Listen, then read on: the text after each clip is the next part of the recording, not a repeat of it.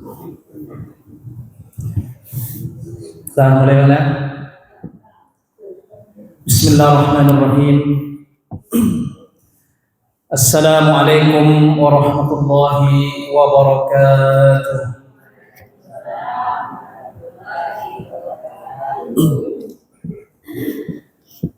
Innal hamdalillah nahmaduhu wa nasta'inuhu wa nastaghfiruh wa na'udzu billahi min shururi anfusina ومن سيئات أعمالنا من يهده الله فلا مضل له ومن يضلله فلا هادي له أشهد أن لا إله إلا الله وحده لا شريك له وأشهد أن محمدا عبده ورسوله لا نبي بعده.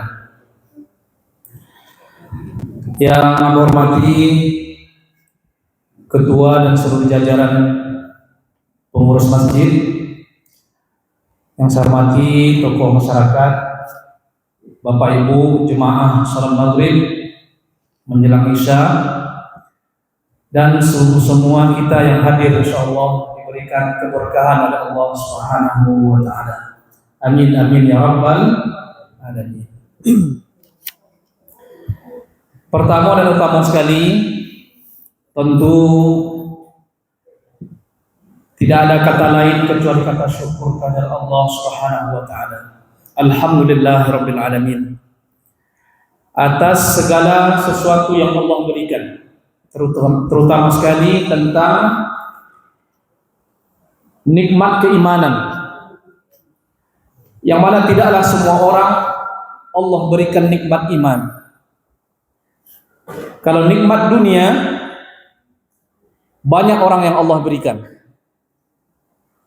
baik yang nikmatnya dalam bentuk kesenangan atau nikmat dalam bentuk kesehatan.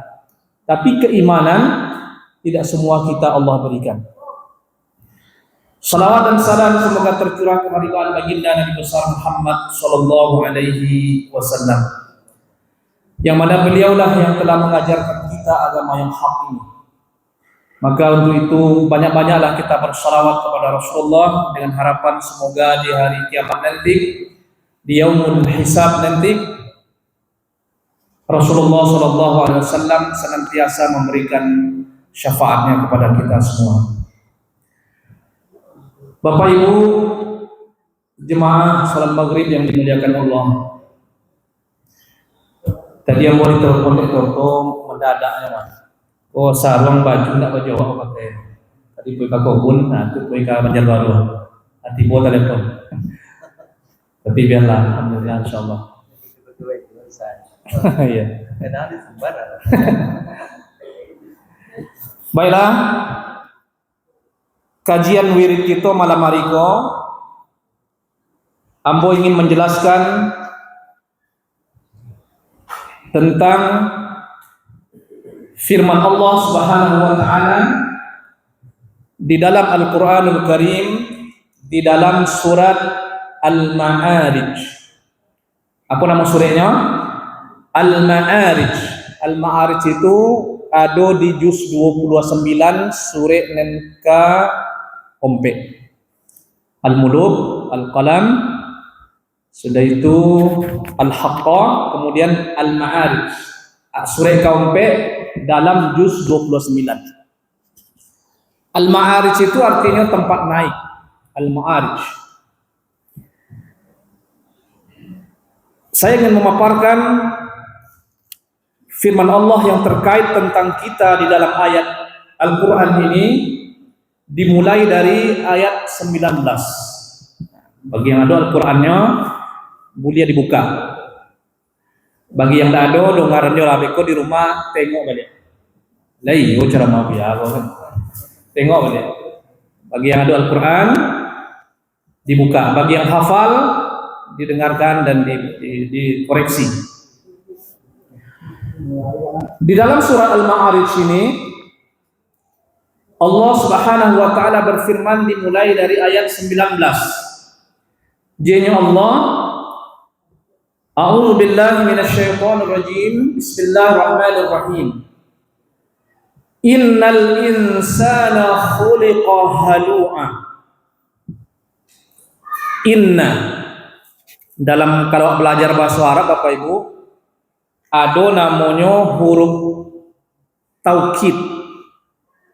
Huruf taukid itu artinya huruf menguatkan kata-kata setelah itu. Kalau artikan ke dalam bahasa Indonesia, maka inna itu artinya adalah sesungguhnya, betul-betul. Nah, walaupun di dalam kalamullah ini, Al-Quran ini, tidak ada Allah Subhanahu wa taala berbicara, berfirman dengan yang pantas kita ragukan, tidak ada.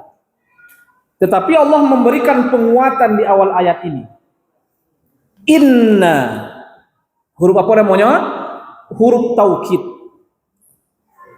Kalau awak baca kitab Gundul, ndak babari bahasa Arab tu dong. Kalau ada inna, ya kan? Setelah inna tu kata benda setelah inna tu enyo pasti berbaris di hati.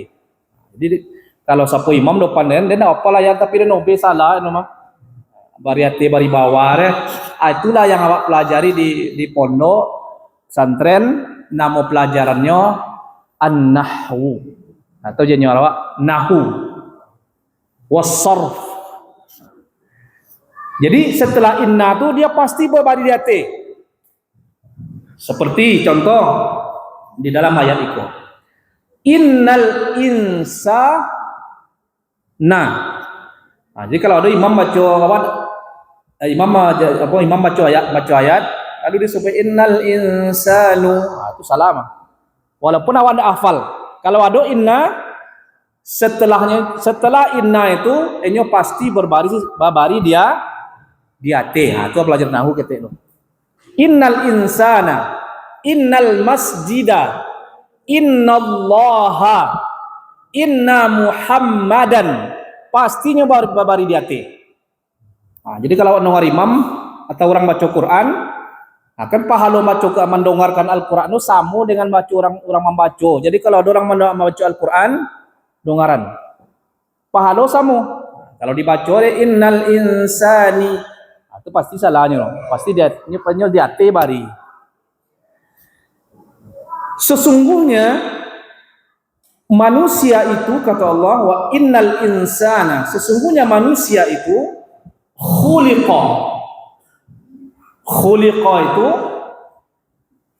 kata kerja yang disebut dengan kata kerja majhul atau fi'lul majhul. Kata kerja ada dua nama jenisnya. Ada kata kerja itu atau fi'il itu kata kerja muta'addi, ada majhul. Kalau muta'addi itu kalau dapat terjemahkan ke dalam bahasa Indonesia, kata kerjanya itu berawalan me. Contoh khalaqa, menciptakan. Tapi kalau dirubah menjadi khuliqa, namanya kata kerja majhul. Kalau awak terjemahkan ke dalam bahasa Indonesia, maka dia berawalan dengan kata di. Diciptakan. Perhatikan firman Allah ini, sesungguhnya manusia itu diciptakan. Apa beda menciptakan dengan diciptakan? Kalau menciptakan itu Allah menciptakan kita, biasa saja. Tapi kalau diciptakan ada unsur kesengajaan. Halu'a, sesungguhnya manusia itu awak go manusia itu jenyo Tuhan, jenyo Allah diciptakan dalam keadaan halu'a. Apa halu'a itu? Berkeluh kesah, ndak tenang dia. Nah, jadi kalau ada di antara awak go, dia lagi gelisah ya orang tu. Ndak ada itu tenang aja pula mu dia kayu ndak jo. Pula mu dia itu je nya. Sibuk. Tidak ada tenangnya. Kalau ada orang seperti itu, tidak ada ketenangan dalam jiwanya, dalam menjalani hidupnya, awak tidak perlu heran, karena awak kau diciptakan memang dalam keadaan seperti itu. Lalu kemudian Ba apa dak tonang aru. Nah, ko. Cendo apa? Nyuko basu bonang sifat awak mah, sifat asli awak. Ya memang itu Allah menciptakan awak, disengajakan. Begitulah asalnya penciptaan kita. Jadi dalam Al-Qur'an itu, cara mentafsirkan Al-Qur'an itu yang pertama ada Al-Qur'an itu ayat itu ditafsirkan oleh ayat Al-Qur'an itu sendiri. Contohnya mana? Akulah. Ayat setelahnya menafsirkan ayat sebelumnya. Itu cara menafsirkan. Dan kedua, ada Al-Qur'an itu ditafsirkan, diuraikan, dijelaskan oleh hadis Nabi. Adalah golongan kelompok firqah, kami tidak pakai hadis loh. Kami Al-Qur'an aja. Aku jadi ada sekelompok, ada kelompok pemahaman firqah. Tidak bisa Bapak Ibu. Apa itu? Di dalam Al-Qur'an loh, hanya ada perintah Allah tentang salat itu, aqimus salata wa atuz zakah. Banyak ayat itu. Dirikanlah salat oleh kalian dan bayarlah zakat. Cara mentafsirkan yang kedua yaitu dengan Al-Qur'an itu, ayat itu ditafsirkan oleh hadis oleh Rasulullah sallallahu alaihi wasallam. Bapak contoh ikut tadi. Aqimus shalah jaju Allah. Apa cara salat? Allah hanya memerintahkan dirikanlah salat. Kalau hanya mendirikan salat, apa cara awak mendirikan salat itu? Itulah diajarkan oleh Rasulullah melalui hadis. Nah, jadi kalau awak mengatakan lah kami pakai hadis, ini sama-sama yang lah surang. Bapak jangan sama yang. Jadi yang kedua, Al-Qur'an itu ayat itu ditafsirkan oleh hadis. Maka Rasulullah sallallahu alaihi wasallam menyebutkan kepada kita, "Shallu kama ra'aitumuni usolli."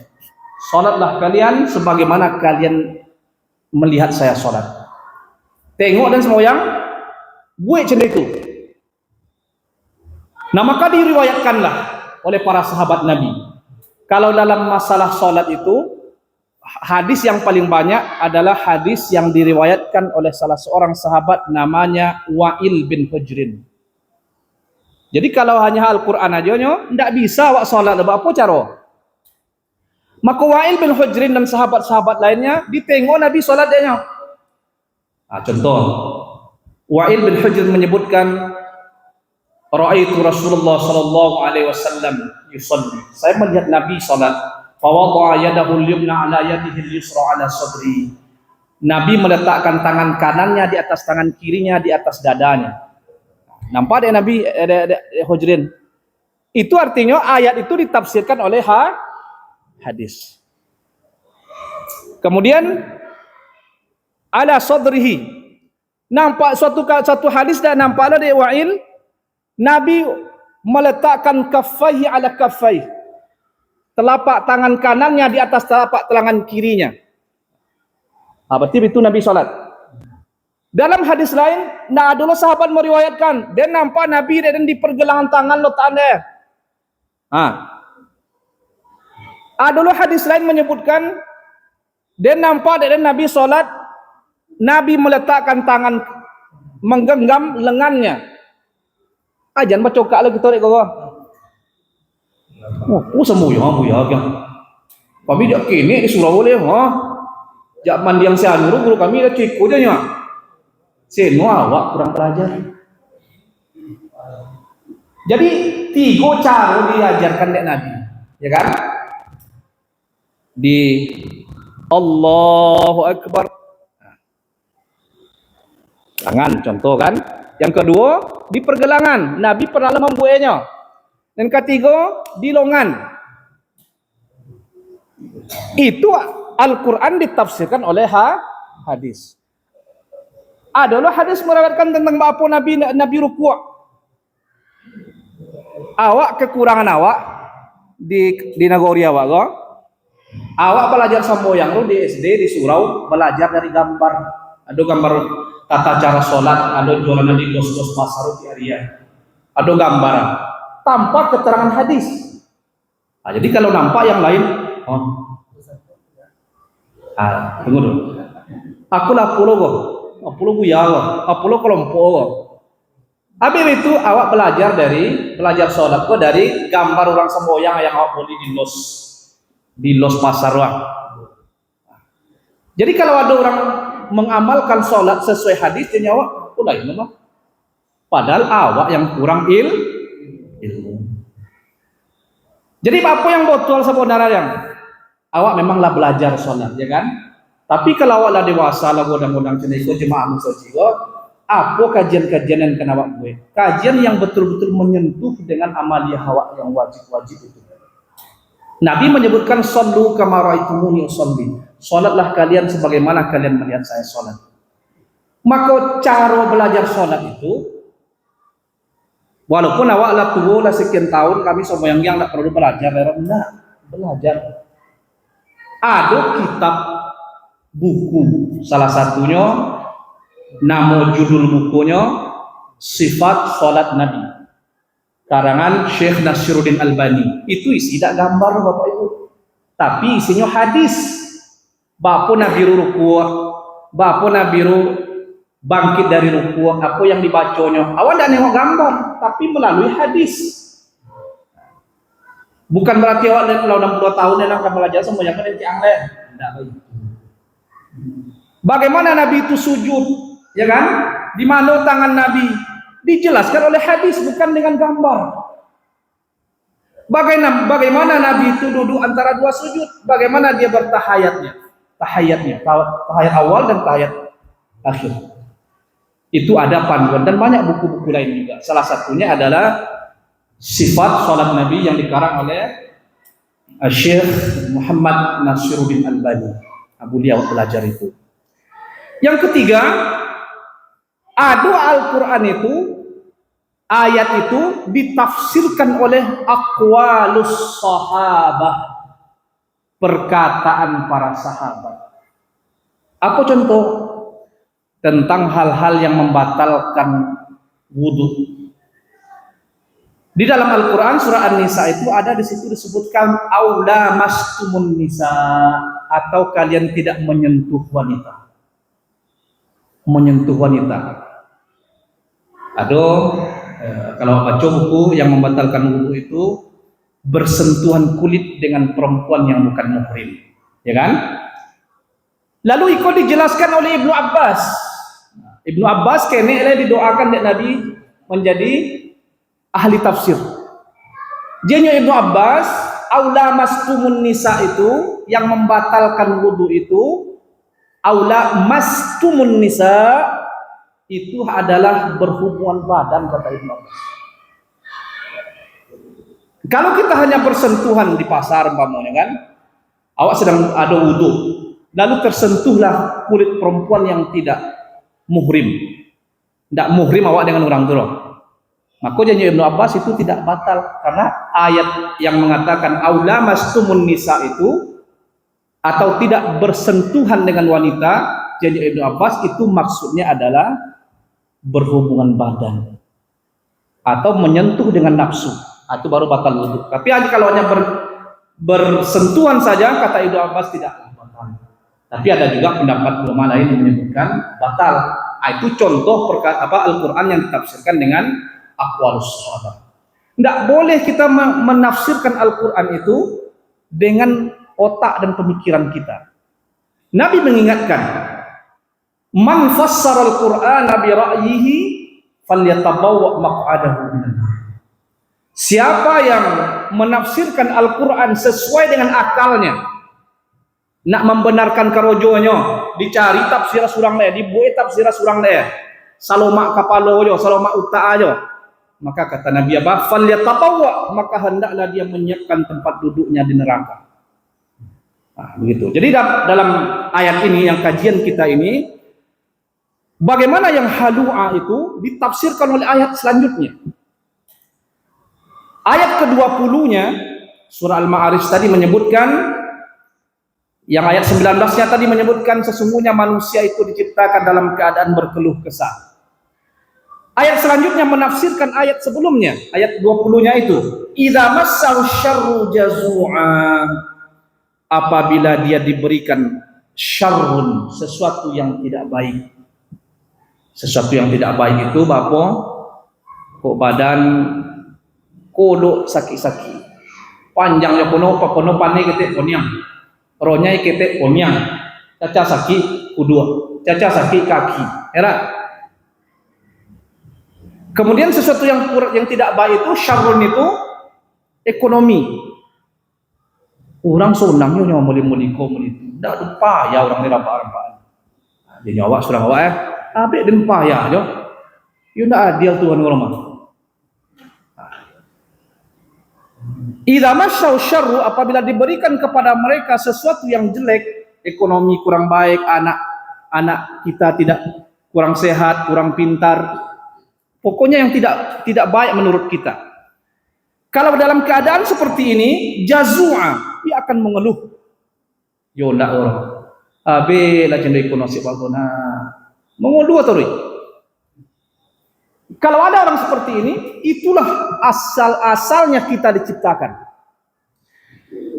Wa idza massawul khairu manu'a, dan sebaliknya, apabila diberikan kepada mereka, ditimpakan kepada mereka sesuatu yang baik, badan sehat, makan kuat, era duit go sonangnya nyo banyak, baladang basukat, ya kan? Kok pegawai awak, kok karyawan awak, yo lancar gaji lu terus. Dulu bonus TPP puapur le. Kok di perusahaan awak dulu bonus bulanan tapulan namu. Pokok sonang ni duit nya. Kuliah anak tak kiriman duit, ya kan? Nak boleh onda adojo duit, sonang di duit tu. Kok tanam sawit awak menjadi 2 tahun baru lah panen. Orang 3 tahun lalu tentu boleh loh. Bunga-bunganya baru. Begitu kira-kira. Apabila diberikan kepada mereka, ditimpakan kepada mereka al-khair, sesuatu yang baik, apa keadaan sifat manusia itu? Manu'a, dia akan kikir, coli buruk. Kogo saga nampak kowe wak rumah nampak dang. Ko rumahan ko otoren ko ko hasil keringet dan yang dak ada lek bapak ren kayo ro mensikin dari dulu dek kene tengok gini ko hasil kerojo ren wa titik keringat tetes keringat saya nih keringet polua dan ko goma dia lupa Allah yang memberinya kemudahan. Nah, itulah sifat asli awak go. Kalau ada orang cina itu tetangga awak, laki awak, bini awak, keluarga awak, orang kampung awak, tidak perlu heran dong. Awak memang diciptakan seperti itu. Allah sebutkan dalam surah Al-Ma'arij dimulai dari ayat 9 mulai. Apa orang yang disebut dalam Al-Quran dalam surah Al-Ma'arij aku orang mengulu panjangnya. Sonang codiak buruk. Minta orang minjam, orang cari lah surang, dan tak pernah minjam orang usaha orang, andai orang, orang tak memberi lo, andai pun tibo lo.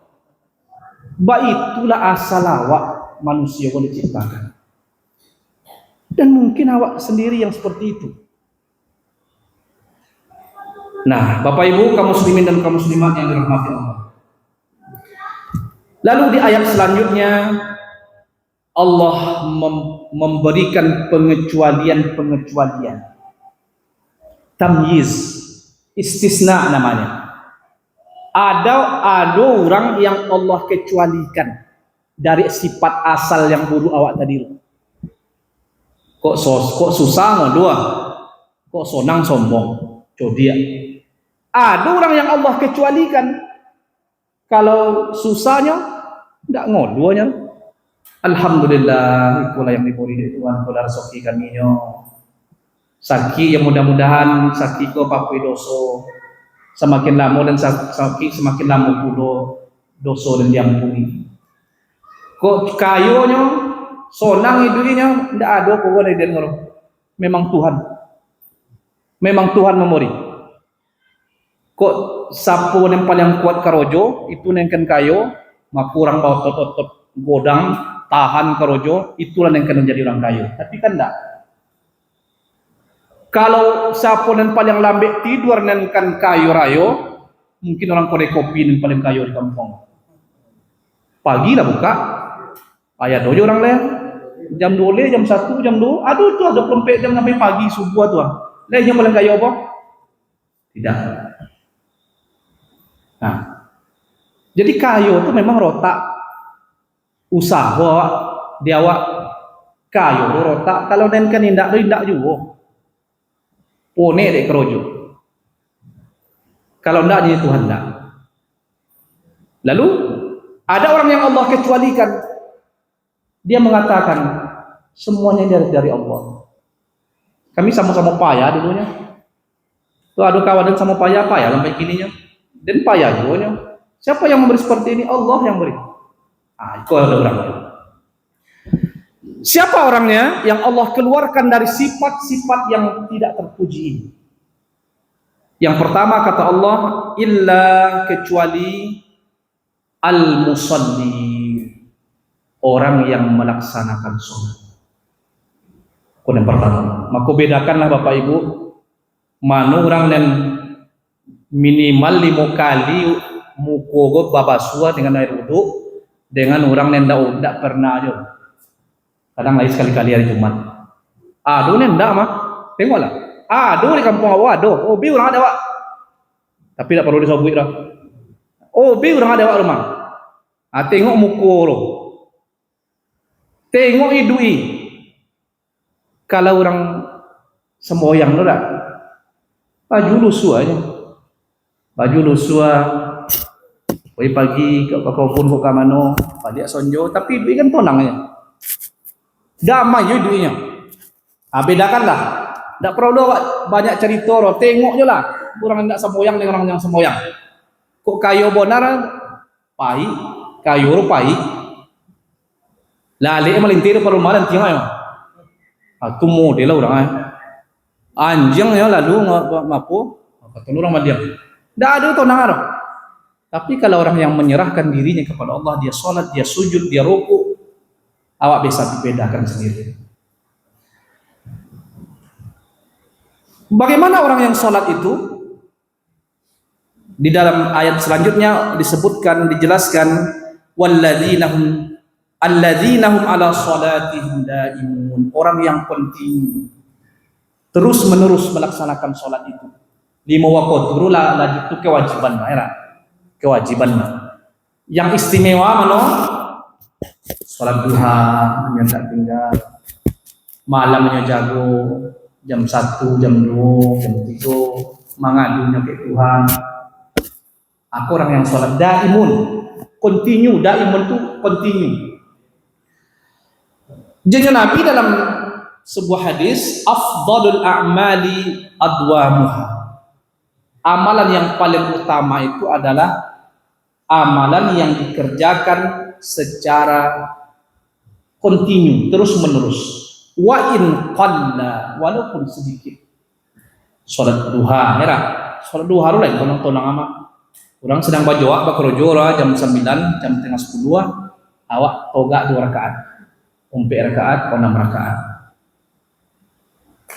Amalan yang paling utama itu yang continue walaupun sedikit, walaupun 2 rakaatnya. Tapi torui tiari. Kok tiba di ladang sampai yang duha.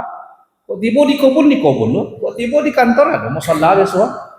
Apapun kegiatan awak. Ini orang yang sholat daimun.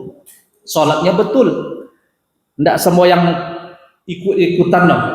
Botol toga, botol lipik tangan, botol rukua, botol bacaan al-fatihah, botol bacaan sholatnya, botol rukunya, botol bangkit dari rukunya, botol lo sujud, botol lo duduk antara 2 sujud sampai selesai. Harus dipelajari. Sebab apa? Dalam hadis Nabi menyebutkan apa? Awwalu ma yuhasibu bihil abdu as-shalah. Pertama kali besok kalian awak akan dipareso amalan awak ndak oji tau. Ndak lai puasa roh, ndak lai sedekah roh. Tapi apa? Salat. Lai botol salat. Ndak ada alasan ndak ada belajar bila orang ikut bedanya. Itu kewajiban kita menuntut ilmu. Kalau ndak botol Al-Fatihah ya ndak usah moyang. Ya. Jadi dalam amalan kita yang pertama sekali yang akan dihisab, yang akan dihitung adalah tentang sholat kita. Kotunya, caranya, dan kualitas bacaannya. Bapak. Lai betul, lai topik. Maka pelajarilah itu dengan baik. Ini yang pertama, orang yang Allah keluarkan dari sifat halu'a, berkeluh kesah. Sonangnya sombong, kiki, susahnya mangolua. Kalau orang semboyang enggak lah.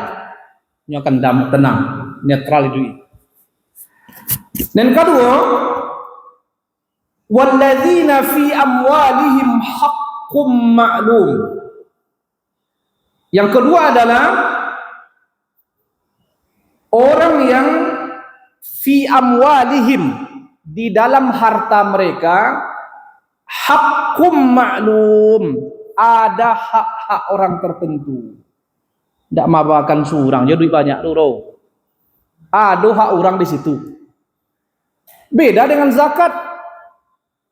Bersedekah, berinfak sebagian harta awak, beda dengan zakat. Kalau zakat wajib hukum Islam. Jadi zakat tidak bisa diganti dengan sedekahnya dulu mah. Dan pernah kebetulan sedang belanja di salah satu toko di Tolo beberapa tahun yang lalu, di toko pecah bola. Maka datanglah badan amil zakat ke tokonya dan sedang belanja. Karena zakat itu khudhu min amwalihim, ambil jopui sapun yang sampai nasabah jopui harotonya zakat nyoro. Itu perintah Al-Quran kan. Maka datanglah badan amil zakat tadi ke toko memberikan format zakat tuh, berapa penghasilan, berapa harta. Anda tak kenal lo kan minta zakat kerana kena balimpo anak yatim disumbarkan dan lagi aja. Ti bali arayo kami membawa mah. Itu bukan zakat. Itu sadaqah, infak. Jadi kalau bapak ibu yang punya ome sampai nasabah jangan sampai tidak dikeluarkan dalam setahun itu, sampai nasabah tidak ada tagadai, tidak ada jual. Oh no yo meri rumahnya bamayam-mayam. Tidak bakal oleh zakat arodo dosa rukun Islam mah. Nah hitunglah, tidak pandai mah hitung aro apa para sebanyak haroto imbau ustad, imbau orang yang paham tentang zakat. Barapun nasabah umirenggo, barapun nasabah padirenggo, barapun nasabah haroto penghasilan enggo. Maka dikeluarkan zakat. Orang yang di dalam harta mereka ada hak orang tertentu. Tidak basungka surangnya loh, tidak kayu surang Jawa di kampung loh. Ada hak orang. Siapa itu? Lis-sa'ili wal mahrum. Ayat selanjutnya. Ada dua. Ada hak orang dalam harta. Dan pertama sa'il, dan kedua mahrum. Apa itu sa'il dan apa pula itu mahrum? Sa'il adalah orang yang membutuhkan bantuan orang lain, enyo miskin, enyo susah, enyo minta, enyo perlu bantuan orang, uluran tangan orang, tapi enyo dengan cara minta kami boleh atau pinjam, minta duit, minta lah pokoknya. Tapi memang butuh, bukan profesi. Ndak, bukan itu karojo orang loh. Nah, ini ada nen mali awak kini kok daerah nengok TV kok kadang. Tatangko kena orang Purwakarta di TV nampak daerah. Ini pas sadoka, apa minta sadoka karojonyo. Rumah gedung sana di Jawa dan nah, menyebut 2 juta 3 juta sehari. Ndak iko orang ada. Di awak gua dulu di Kuantan Singingi ya. Dia minta karojonyo. Cuma rumah kontrakannya 7 pintu rumah kontrak kalau minta roh. Ndak iko orang aro. Mana orang asail itu memang baru memang butuhnya. Tapi nya ndak kuat mencari leh. Nak kerojo pun ndak ada kan di kerojon. Kalau minta orang jangan langsung bongi, jangan langsung pencongnya muncung. Oh, badan sosial gua, boleh. Kadang orang buka rojo ndak ada. Ndak ada kerojo loh. Anak nak makan. Orang rumah nak ke pasar jo, minta ke awak. Iku orang. Bukan profesi minta-minta. Ndak lomba neng oleh kok kaki puntung seno pa masuk dalam saluara. Balik pe ya. Ndak nyopun tuang kaki seno. Ah, itu ndak ikut orang. Jadi sa'il orang yang membutuhkan bantuan orang lain dengan cara meminta. Yang kedua, mahrum. Siapa itu mahrum? Mahrum itu orang yang membutuhkan bantuan, membutuhkan uluran tangan orang lain, tetapi dia malu meminta. Ini awak pura-pura bongak kadang-kadang. Ayo pura-pura bongak. Kiri kanan mulai dari masuk Pulau Lancang sana sampai ke ujung aspal sana. Ndak obe orang awak kehidupan orang, tetangga awak. Apalagi samping rumah awak. Pagi hari marenge, pagi roru di rumah bimanangi. Anak pi sekolah roa, balanjo dak ada rumah. Bukan tasopi itu. Bukan tasopi kaki di lantai ndak ro. Balanjo dak ada. Minta malu. Awak apa lobby ya? Rekening. Bapu 2 juta, baratu juta. Tetangga awak payah makan lah. Tiap mau hari pacu bioru duit ado. Era nak pergi sekolah duit balanjo dak ado. Kadang ado kadang indah. Iku jangan awak pura-pura bongak lo Pak Ibu. Oh, B dia awaknya. Jangan pura-pura lah. Oh, B. Dan kan di tahun 2 tinggal lah. Di Banjarbaru orang mulai dari masuk Mentega Panorama Sojira sampai ke Kodayali kuda tena. Oh, B dia nama mana yang susah mana yang ndak. Ini nampak dia awak. Tapi jangan membangga-bangga lo, ndak harus ditudi awak sedekah lo. Jadi yang kedua mahrum itu siapa orang? Orang lupa lo, tapi ndak mau minta orang malu. Borinya. Ku awak lai balo. Balo biar jangan pura-pura bongak lo ndak akan mau mati duit lo. Jangan cenda-cenda jenyolah biasa terus jero. Hanya dulu kelompok dia awak lo. Aku harus maklum lah awak. Di pak jalan ngoy lah. Memang itu karojo. Ada jalan rusak ngene bo cabak atau togak situ kan. Datang kalian situ ada bumpang motor kan. Nya kadang ada orang ngonen akal kurang. Jangan bohong itu lu jawab iya jenyo lah. Kalau kurang akal lah kan. Awak nak nyebut orang mana pas sebut orang ngoro. Pi maklum yo lah. Betul. Ada awak tuh tidak ada ya ndak lah. Ada itu orang tadi kan itu. Jadi sa'il orang yang membutuhkan dengan cara minta, mahrum yang membutuhkan tapi tidak minta, malu dia. Di zaman Rasulullah ada nama sahabat Sa'id bin Amir. Sa'id bin Amir sahabat Nabi yang setelah Nabi meninggal dunia, ketika itu Khalifah Umar bin Khattab menunjuk beliau sebagai gubernur di kota Khams. Pada suatu hari kata Umar mau mengutus salah seorang delegasi presiden khalifah untuk minta namu fakir miskin dan anak yatim. Maka datanglah delegasi itu ke kota Madinah dengan membawa catatan. 1, 2, 3, 4, 5 orang-orang fakir ya Khalifah Amir Mukminin. Di nama terakhir ada nama Sa'id bin Amir. Siapa ini orangnya? Sa'id bin Amir ini. Kata delegasi itu, utusan gubernur itu, utusan khalifah itu, Sa'id bin Amir ini adalah gubernur kami ya Amir Mukminin. Gubernur masuk daftar fakir miskin, menetes air mata Umar bin Khattab membasahi jenggotnya. Diambil koin nominnya dimasukkan ke dalam kantong 1000 dinar. tolong berikan niko ke Said bin Amir. Namun gubernur masuk. Miskin gubernur lah. Aku baca cerita miskin Jenyo Khalifah Amir Mukminin, abi de obe ang gubernur anggo miskin. Demi Allah wahai Khalifah Amirul Mukminin, jarang dak pura baraso. Dalam seminggu sekian kali. Aku contoh orang yang jujur, ya kan? Orang miskin, beda orang jarang baraso dak orangnya jenyo delegasi tadi. Aku contoh, ya. Selanjutnya, jam berapa salat? 8 tak. 37 apa bunyi itu apa tidak. Selanjutnya, walladzina hum min adzabi rabbihim musyfiqun. 26 ayat 26-nya, walladzina yusaddiquna biyaumiddin. Orang yang membenarkan akan datangnya hari kiamat.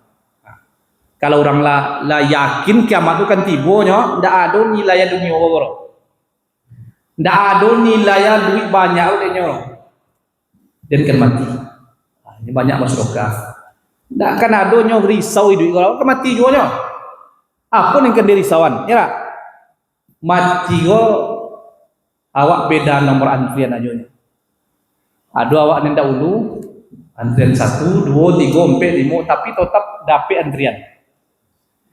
Kalau orang yang meyakini akan ada yaumul hisab, akan ditanya tentang amalan perbuatan hartanya, maka dia tidak akan ada gelisah dalam hidupnya.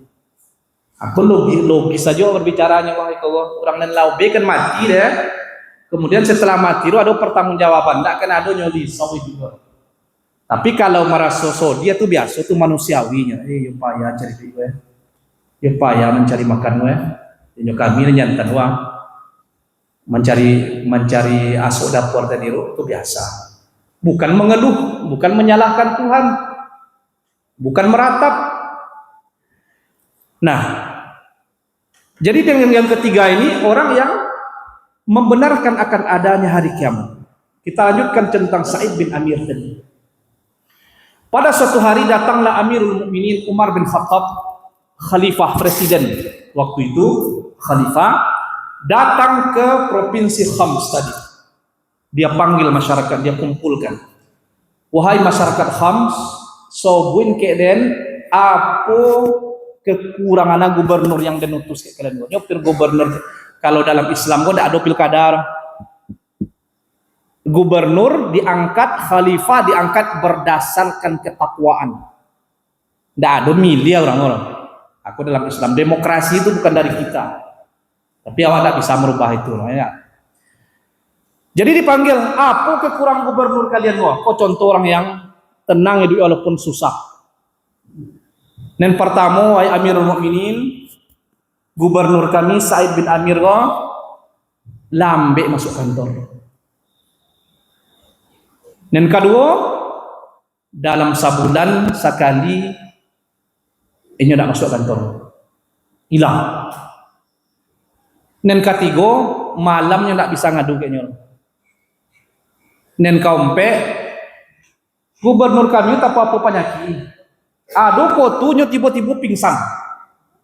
Aku penyakit gubernur kami go Said bin Amir go. Maka dipanggillah Said bin Amir, wahai gubernur Said bin Amir kamariang. Masyarakat ang mengeluhkan tentang 1, 2, 3, 4. Apa sebenarnya yang terjadi kiam? Jadi Said bin Amir, demi Allah sebetulnya saya tidak suka menyebutkan alasannya, tapi karena saya diminta baiklah saya sampaikan. Dan pertama Said bin Amir lambe masuk kantor. Lah tinggi hari baru masuk kantor, baru bisa mengadu berurusan masyarakat. Jadi Said bin Amir, wahai Amirul Mukminin Umar bin Khattab, presiden, khalifah, dan kau ada pembantu. Jadi pagi-pagi lo dan buat roti dulu, buat adonan roti dulu. Lah makan anak bini dan di rumah, lah selesai segala sesuatu baru dan pergi ke kantor. Jenyo Umar bin Khattab, alhamdulillah terlepas dari budak sangkuran. Dan kedua, masyarakat engkau wahai Amirul Mukminin mengeluhkan tentang engkau tidak bisa ditemui malam hari. Ada apa? Wahai Amirul Mukminin, kata Sa'id bin Amir, saya telah membagi urusan dunia saya menjadi dua, siang dan malam. Siang saya pergunakan untuk melayani masyarakat saya, tapi malam saya gunakan urusan saya dengan Allah. Saya ibadah malam, tak siang malam dan melayani orang-orang, dan kan mati. Nah, kurang yang walladzina hum yusaddiquna biyaumiddin tadi. Dan ketiga, dalam sebulan engkau tidak keluar dari rumah, engkau tidak bisa melayani rakyatmu. Dan satu hari dalam satu bulan engkau hilang. Kenapa? Wahai Amirul Mukminin, saya tidak mempunyai baju kecuali yang melekat di badan saya. Aku gubernur apa?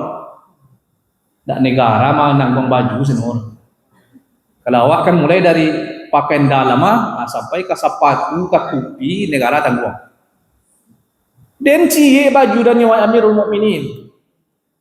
La sabulan nya la kusui, la busuk, la buruk, la loda aja deh.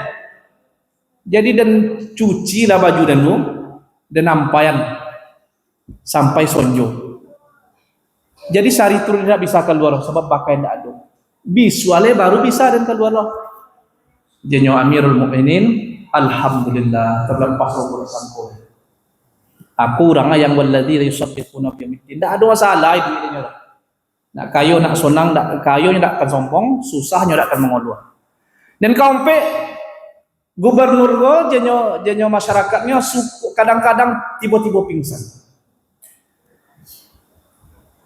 Jenyo gubernur Sa'id bin Amir dulu ketika dan di Mekah dan menengok salah seorang sahabat yang masuk Islam, lalu dibawa ke sebuah lapangan yang orang yang masuk Islam tadi, lalu disalib, dikoben, lalu ditombaklah, diconcang-concang orang namo Adi sahabat itu.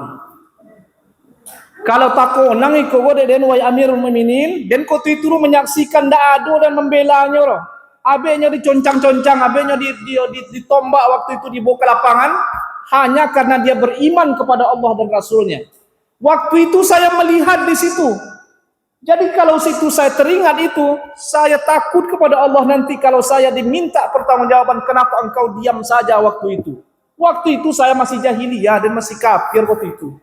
Kalau tak konang dan turun dan pingsan. Itulah alasannya gubernur tadi. Sa'id bin Amir namanya. Nah, jadi ini orangnya yang walladzina yusaddiquna biyaumiddin, orang yang membenarkan akan datangnya hari kiamat. Tidak ada masalah kecil dunia orangnya. Tidak kena ada memusuhan dado, duit banyak orang. Tidak, kau apa ketek tepuk orang. Tidak nepuk orang duit dua duit. Nah, itu kira-kira ya. Kalau dia susah, tidak ada masalah. Paling 60 tahun, 65 tahun, bahkan 40 tahun lah lewat. Habis. Tidak kena ada bonti dunia lewat mati orang. Paling sekali lah mati bu ya fitrah ya soleh ngaji kali-kali gari mah. Paling itu tak kena ketek. Baik itulah awak sagalonya kok. Kita suci awak sama nanya aku sama caput rumah. Aman dia tidak kemana gitu orang tak kena awak dah. Tidur jauh tak kubur lah. Nah itu dunia kok nyogo. Ale paham maksudnya lah. Ndak kan aja nyonya zaman song-song dah do hau nya do. Kau jalan awak pejabat awak itu dah do awak kayo dah do habis main rumah. Tunggulah kau terus kencong lah. Kene dunianya Bapak Ibu. Jadi kok kayo jangan sombong, kok susah jangan mengulung-ulung benar ya lah. So dia cucur air mato yo payang udah angkel ngona itu biasa manusia wira. Tapi jangan malu lolar lah. Tanpa potuhan yang semboyang nentu kilonya. So hidup ko sorry yo. Tonang. Jalan aja lah baladak bila tu. Kalau ke kebun, ya jalannya duitnya Pak Tori, jalan-jalan.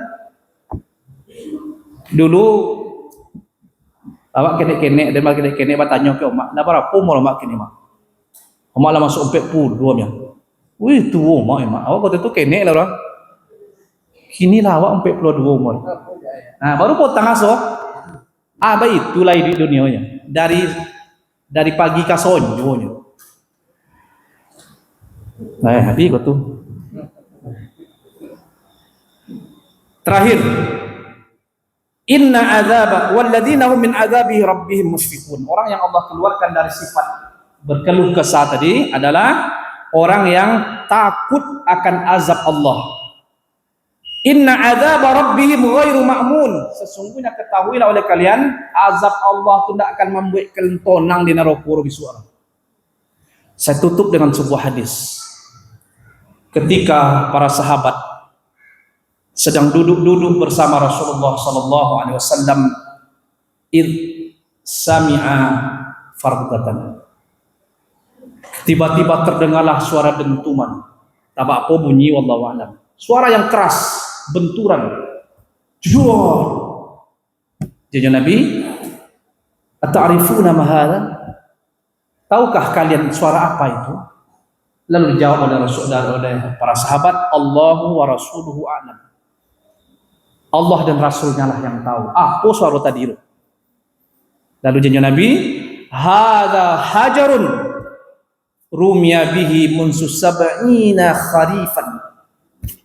Itu adalah suara batu yang dilemparkan dari pinggir jurang neraka itu semenjak 70 tahun yang lalu, dan tadi itulah dia sampai ke keraknya neraka, ke dasar neraka.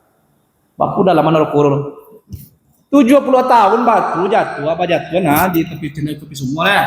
70 tahun zor, itulah yang kalian dengar tadi, kata Rasulullah.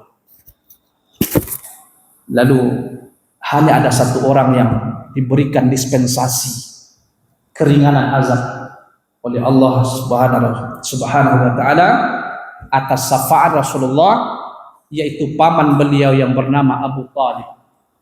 Sampai manonya masuk neraka tabonam atau kakinya. Bapu dah lama 70 tahun batu jatuh. Bapu kira-kira orang. Jadi susah awak di dunia tidak akan sebanding dengan akhirat.